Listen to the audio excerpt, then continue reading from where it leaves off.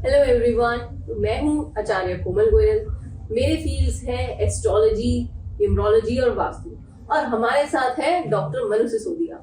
आपके बारे में बताइए प्लीज। मैं डॉक्टर मनु सिसोदिया, मेरा फील्ड है एस्ट्रोलॉजी, वास्तु एंड लाल किताब। लाल किताब, ये एक इंटरेस्टिंग टॉपिक है मैम। मैं एस्ट्रोलॉजी करती हूँ। मेरा सबसे पहले प्राइमरी फोकस होता है कि कोई भी क्लाइंट आया मैं उसकी कुंडली जरूर अच्छे से विश्लेषण करूं, बट लाल किताब के बारे में तो भैया वापसी नॉलेज लेनी पड़ेगी। आप बताइए कि लाल किताब क्या ये वैदिक एस्ट्रोलॉजी से, यानी कि जो हम लग्न कुंडली देखते हैं, क्या उससे डिफरेंट है? इसमें कुंडली बनती है या बिना कुंडली का काम चलता है? सब कुछ मैं आपसे पूछने वाली। आचार्य कोमल, ऐसा है जो लाल किताब है, लाल किताब एक बहुत ही डिफरेंट, इसकी अगर हम टेक्निक कहें या जो बोले, और ये बहुत ही मैजिकल चीज है जो मुझे समझ में आई, जितना मैं इसका यूज भी करती हूँ। लाल किताब में और वैदिक एस्ट्रोलॉजी में जो फर्क है, अगर हम चार्ट देखते हैं, हॉरोस्कोप देखते हैं इसका, तो फर्क ये है कि जो मेरा लग्न है, मान ले मेरा लग्न 3 नंबर का है जी,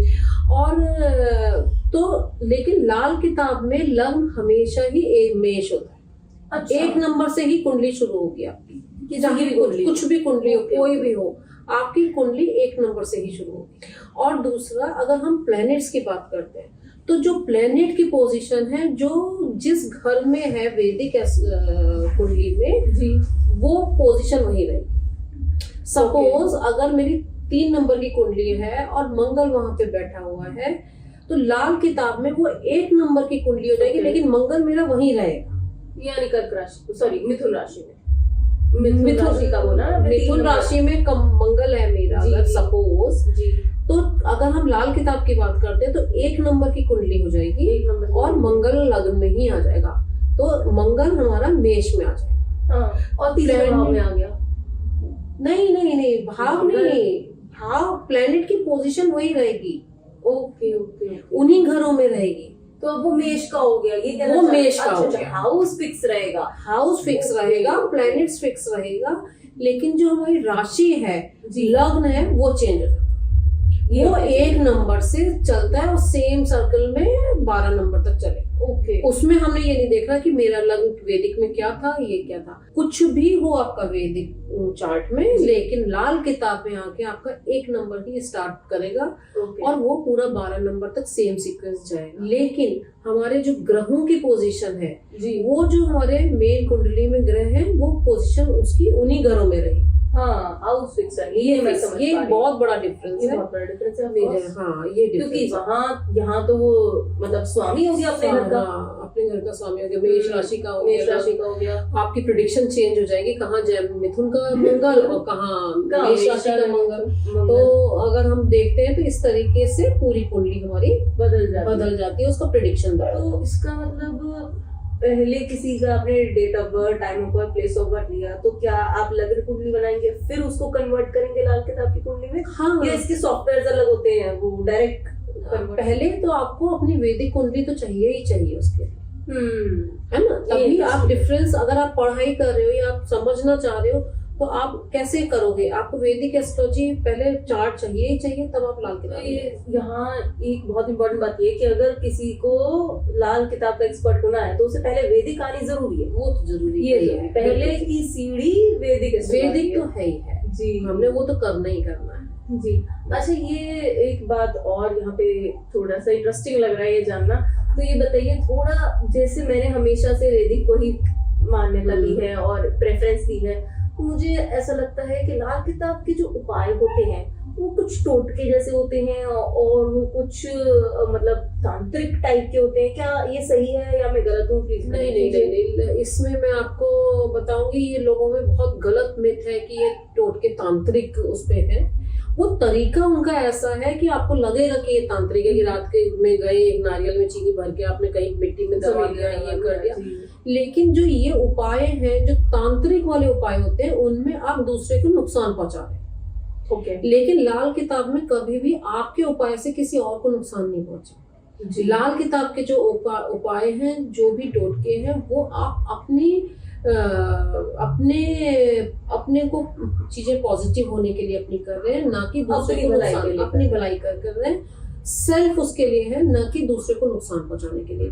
उसी में अगर हम तांत्रिक कोई चीज लेते हैं तो तांत्रिक में हमारा ये मेन एम होता है कि मेरा ये ठीक हो जाए और दूसरे पे ये खराब हो जाए। अच्छा, है ना? तो तांत्रिक में और लाल किताब में बहुत फर्क है। अगर लाल किताब बोल रही है जाके आप चींटियों को रोज आटा डालिए जी, तो इसमें किसी का खराब किसी को नहीं बुराई होगा। नहीं। लाल किताब बोल रही है एक नारियल में आप खाण भर के अंधेरे में जाके मिट्टी में दबाए आइए कहीं सुनसान किसी और को कोई नुकसान किसी का नहीं। कोई नुकसान नहीं है। जी। लेकिन अगर हम तांत्रिक की बात करते हैं तो ये नींबू काट के आप चढ़ाए पे रख दो, या ये लड्डू उठा के या केले के जी। पत्ते पे ये रख के आप चढ़ाए पे रख दो, उसको जो पार करेगा फिर उसके ऊपर वो चीज आएगी, वो तांत्रिक है। लाल किताब की चीजें प्योरली सेल्फ हीलिंग के लिए है, सेल्फ हीलिंग के लिए है, नथिंग लाइक दैट। और दूसरी चीज लाल किताब के उपाय की अगर हम बात करते हैं, जो बेस्ट चीज है लाल किताब के उपाय के लिए, उसमें कोई खर्चा नहीं।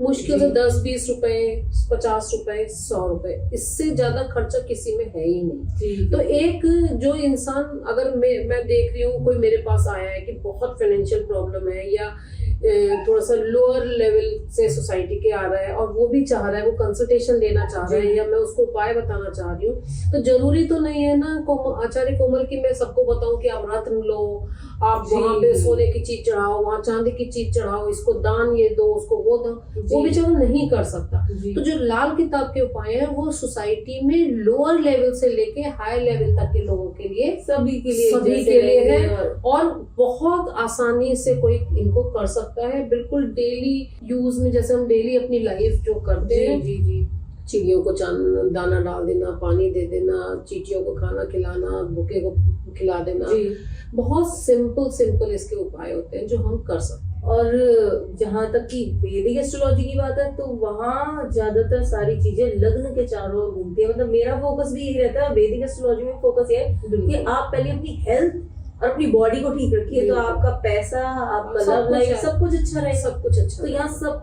कुछ सबसे पहले लग्न के आसपास घूमता है कि लग्नेश अच्छा रहे यानी इंसान अच्छा रहे। तो यहाँ पे और थोड़ा मेरा अपना अप्रोच भी ऐसा रहता है कि मैं लोगों को एक कहूँ कि जो ग्रह वीक है उसके तत्वों को ग्रहण करो या उसके कार्य करो ताकि आपका वो ग्रह स्ट्रॉन्ग हो पाए। बिल्कुल।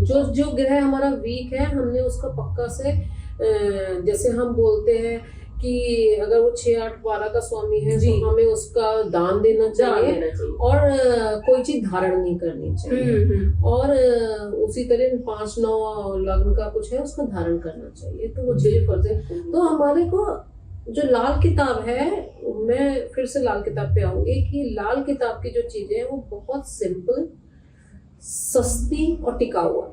अच्छा, तो किसी की कुंडली कुछ भी है लेकिन किसी को धन की समस्या है, तो 2 लोगों की कुंडली अलग है लाल किताब की, लेकिन धन की समस्या दोनों को है, तो क्या उनके लिए उपाय सेम रहेगा? हाँ, आप सिंपल उनको बताइए जाके 5 शुक्रवार को जिसके धन के संबंधी है, चाहे वो उसका कुछ भी हो। देखो लाल किताब के हिसाब से अगर हम देखते तो सबका लग्न तो सेम ही हो गया, मेष राशि का, है ना। अब ग्रहों की बात हुई, लेकिन समस्या उनको धन की आ रही है। तो सिंपल सी चीज है, आप 5 अगरबत्ती खुशबू वाली खुशबू वाली चीज ले लीजिए, 5 शुक्रवार लगातार 5 शुक्रवार मंदिर में रखाइए। इसमें कोई नहीं है। अगर बहुत कोई गरीब इंसान है और बहुत परेशान इंसान है, उसको मैं कहूँगी 1 पैकेट खरीद लो, उसकी 2 अगरबत्ती हर शुक्रवार को रख दो। सिंपल बहुत सस्ता सिंपल इसके उपाय है जो आपको 101% श्योरिटी से रिजल्ट है। आचार्य कोमल, मुझे लगता है कि अभी मैंने काफी हद तक आपके डाउट्स को क्लियर किया होगा। नहीं, जरूर। मेरी सबसे बड़ी मेरा को कंफ्यूजन या के लिए ये मिथ यही थी कि ये कुछ टोटके होते हैं, तो मुझे लगा टोटके नहीं, ये हर जगह कारगर देखो तांत्रिक से बिल्कुल डिफरेंट है। तांत्रिक विद्या अलग है, लाल किताब के जो उपाय है वो बिल्कुल अलग है। और ये बहुत अच्छे और बहुत सस्ते टिकाऊ उपाय है जो हम लोगों को करने में कोई भी बुराई नहीं है। इसके लिए भी आपके पास आपका date of birth, time of birth, place of birth होना जरूरी है। तो आपको लाल किताब के कुछ टोटके या उसके कुछ उपाय चाहिए तो आप डॉक्टर मनु सिसोदिया को कांटेक्ट कर सकते हैं। नमस्कार।